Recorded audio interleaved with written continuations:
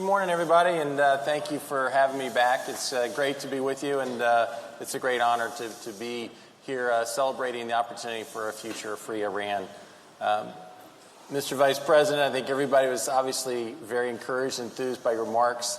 I think we have about 20 minutes, so if I can just dive into a few pieces of that to expand on a little bit further, let us do that. You bet. You mentioned House Resolution 100.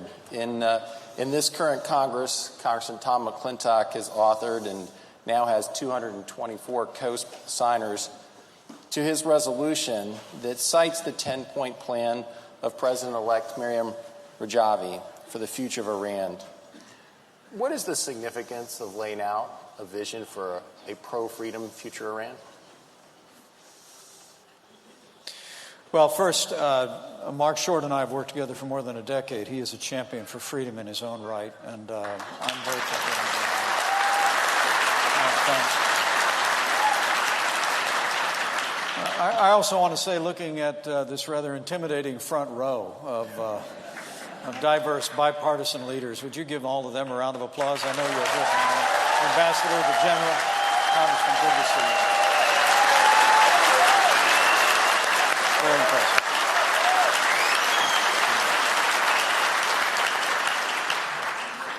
I think the importance of the 10-point plan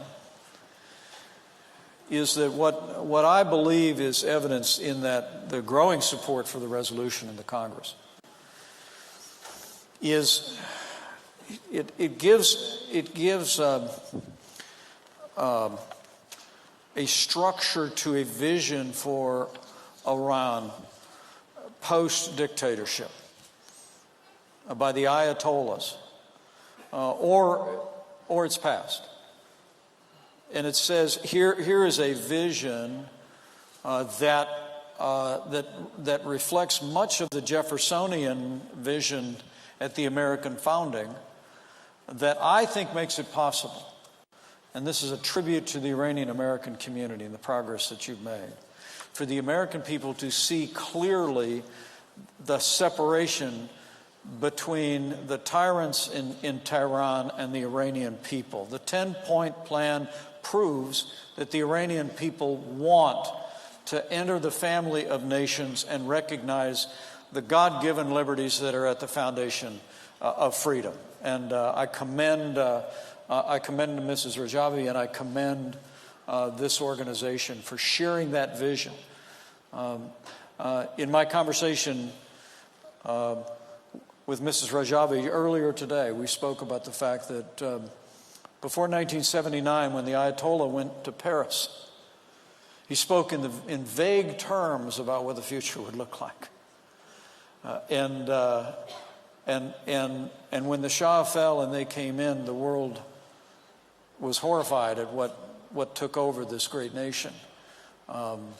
And I believe the 10-point plan gives evidence of the fact that this movement is different than any movement in the past. And it's a movement that's grounded in democratic principles and a commitment to stability and peace. And that's why I think the 10-point plan, the affirmation of that in the congressional resolution, the widening support and awareness across the United States of America is great hope for the future, and it's going to continue to embolden this administration, I hope, and future administrations to stand with the freedom-loving people of Iran, here and around the world.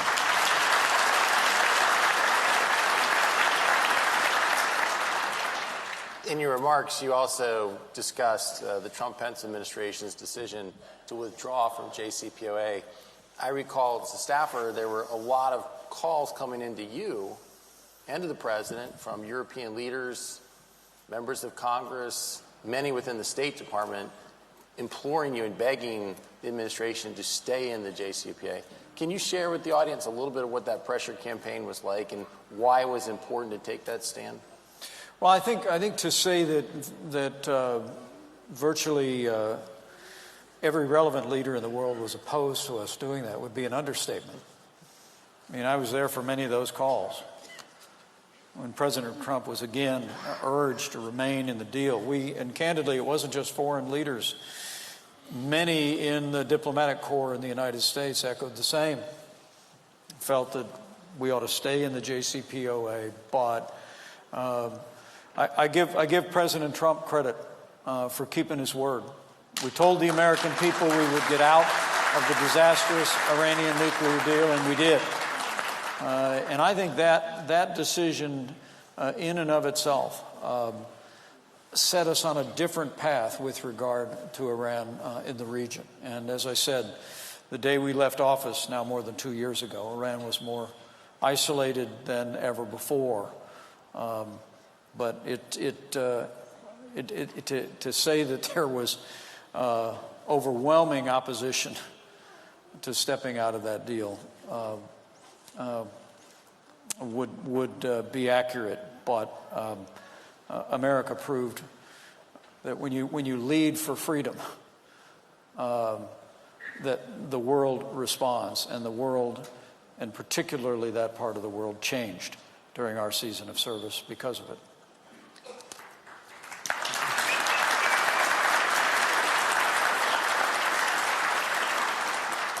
Trump, Pence 24. As this current administration continues to look at ways to re-enter the JCPOA, there are a lot of other events that are now happening on the world stage, from a Russian invasion into Ukraine, a continuing growing threat from China.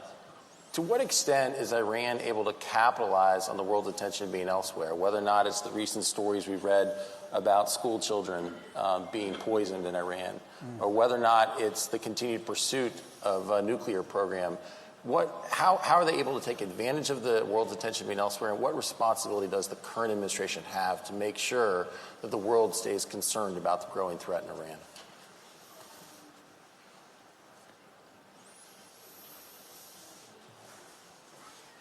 Well, I hope it is a clarion call to everyone here and everyone looking on. That as war rages in Eastern Europe, as China continues its provocations in the Asia Pacific, we cannot let the world forget that the greatest source of terrorism in the world is Iran and the mullahs.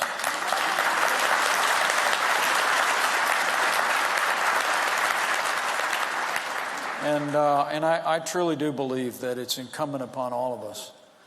It's part of what brings me here today, to do everything that we can to continue to put daylight. If there was only one message that broke through, and whether it's to all of you gathered here, many prominent Iranian American citizens, whether it's friends looking on from Ashraf 3 or elsewhere in the world,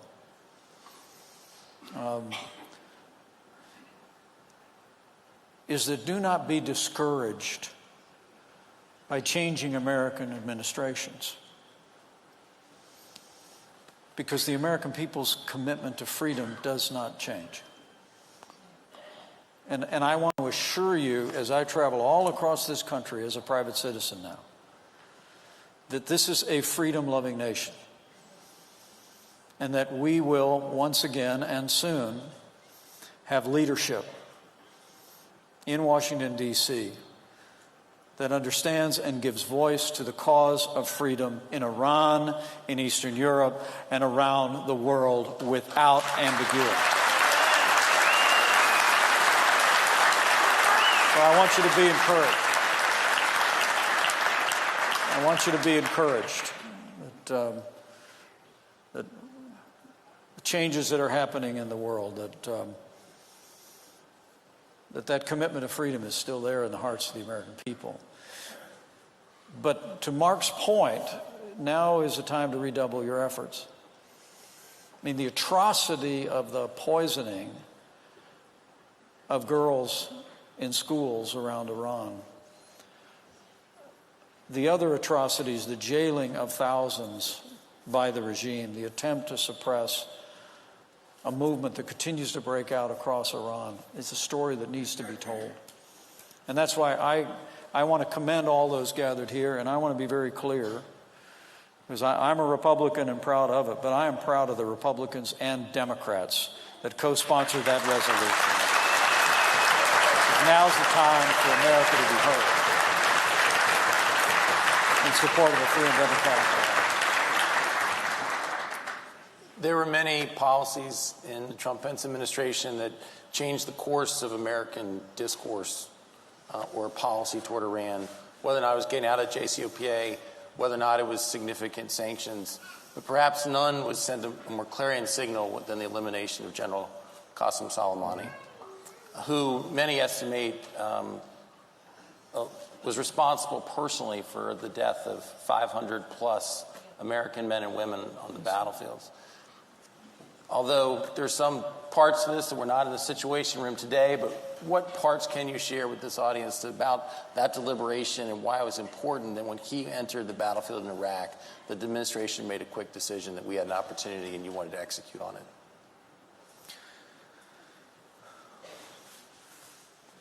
Well, I could say early on in the administration, the president gave our intelligence community the directive to find Qasem Soleimani. I mean, I've stood at the gravesite in Indiana of servicemen whose lives were lost to IEDs that were manufactured by the Quds Force and by Soleimani.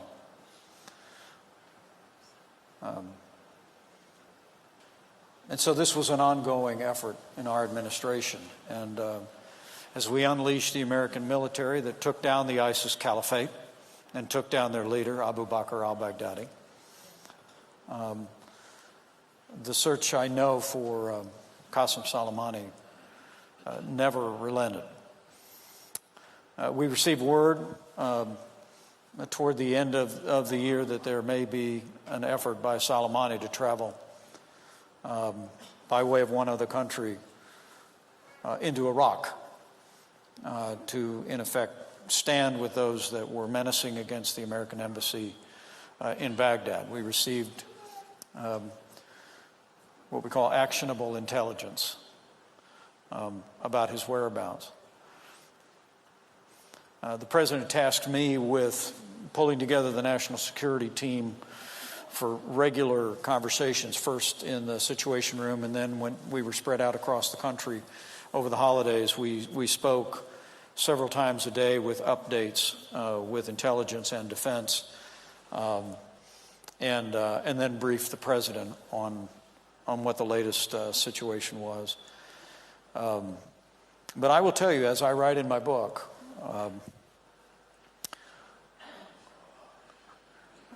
from time to time, President Trump and I had differences of opinion. But I am truly grateful that in that moment, President Donald Trump did not hesitate. When we saw where he was, we saw where the plane was landing, he gave the order and we took him out. And I'll always be grateful. And the world's better for it.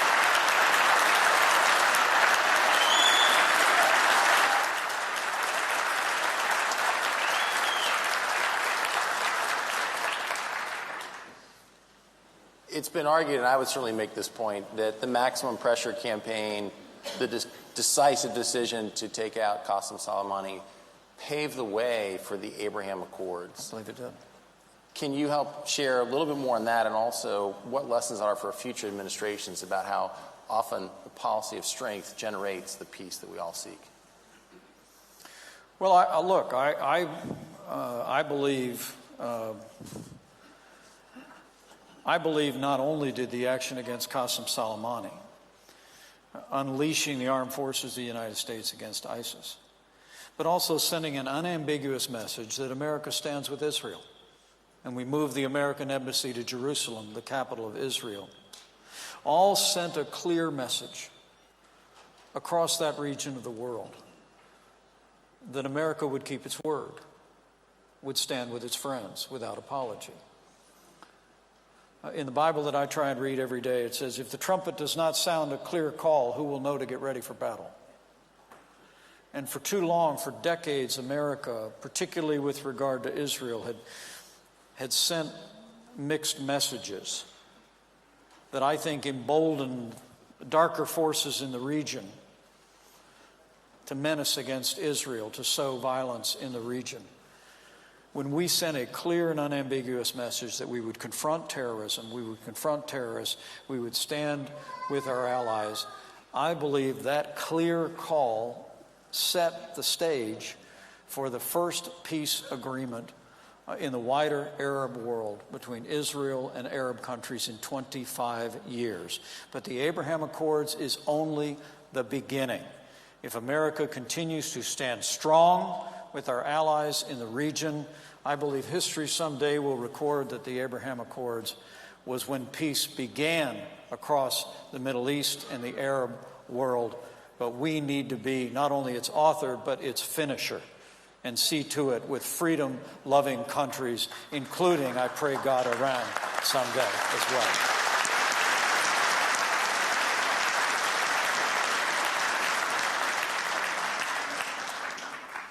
Nasser tells me we have time for about 2 more questions. So let me ask, you mentioned this movement here and also the reality that the mullahs and the theocracy do not want the people to believe there is an alternative. For despotic regimes, why is it important for them to suppress the notion that there is an alternative that provides the people a chance for freedom? Well, there's an old saying that you go with the devil you know. And it's human nature, isn't it? Stay with the familiar. And make no mistake about it. It's what Mrs. Rajavi. It's why she stirs such fear in Tehran. It's why they don't want the world to know about the 10-point plan, the alternative. Because for the people across the world to understand the inspiring vision of Mrs. Rajavi and the 10-point plan represents, I think, the greatest threat to the regime in the long term. I mean, to know that there are Iranian people in Iran, around the world, in the Iranian diaspora here in the United States, Albania at Ashraf III, and elsewhere, who are committed to the freedoms that we inscribed in our Bill of Rights. To the idea that, and when I talked to Mrs. Rajavi today, of course, the first thing we talked about is I had 2 granddaughters in the last month.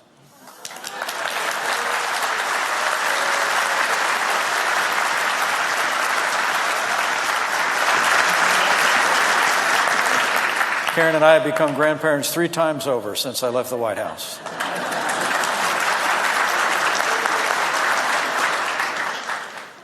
And I must tell you, it's had a profound impact on me.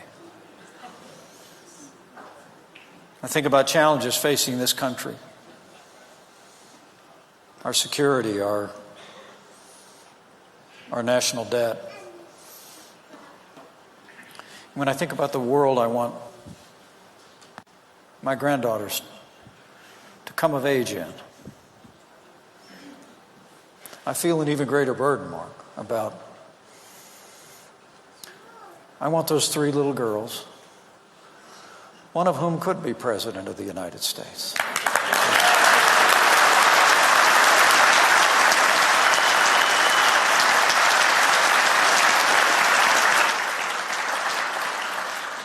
I want those 3 little girls to come of age in a world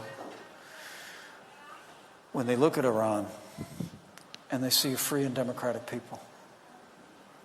They see a people who in their lifetime struggled and won freedom just as we did in 1776.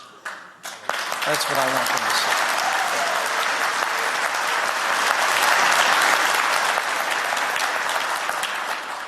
I don't want them to live in a world where the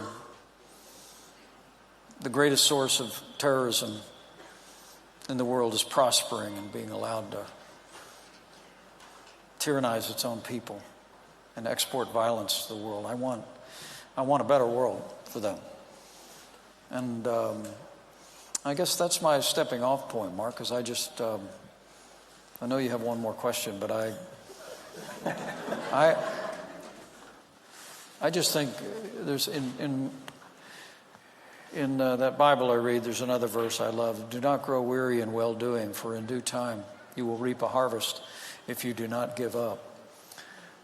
If you ever grow weary in this, and people in this room and people looking on never do, if you ever think of it, think of the little ones, think of the world we owe them, and think of what we've built in America on the same principles that you want to see put into practice in Iran, and know that we can build a better future for the people of Iran and the world if we stand firm.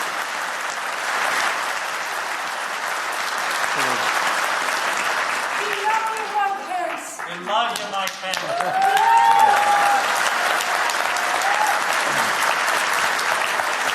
Mr. Vice President, for your stands for freedom in Congress and as well as in your role in the administration, you certainly have received your own personal security threats from the Ayatollahs and from the mullahs in Iran.